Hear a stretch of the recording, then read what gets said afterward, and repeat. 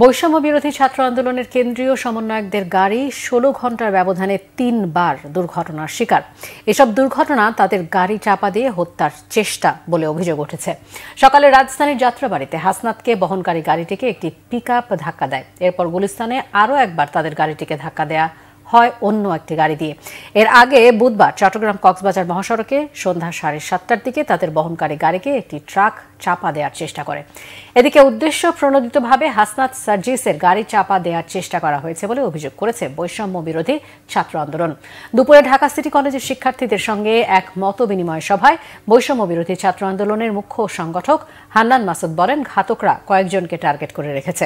সম্প্রতি বিভিন্ন কলেজে সংঘর্ষের বিষয়টি উল্লেখ করে বলেন, উস্কানি ছাড়া শিক্ষা প্রতিষ্ঠানে এসব কর্মকাণ্ড সম্ভব নয়। উদ্দেশ্য প্রণোদিতভাবে পরিকল্পিতভাবে হত্যার উদ্দেশ্যে সেখানে গিয়েছে। কালকে রাতের রেস্ট নিয়ে সকালবেলা আবার রওনা হয়েছে। যাত্রাবাড়ি ব্রিজের উপর আবার আরেকটি ট্রাক হাসনাতুল্লাহ গাড়িতে আক্রমণ করেছে। আমাদেরকে জানানো হয়েছে আপনার কয়েকজন মূল মেইন টার্গেটে আছেন, আপনাদেরকে সরিয়ে দেওয়া হবে। প্রথমে আমাদের একতা নষ্ট করেছে, তারপরে ভেবে দেখেছে যদি এখন একজন একজন করে সরিয়ে দিই তাহলে হয়তো আর বড় আন্দোলন গড়ে উঠবে না।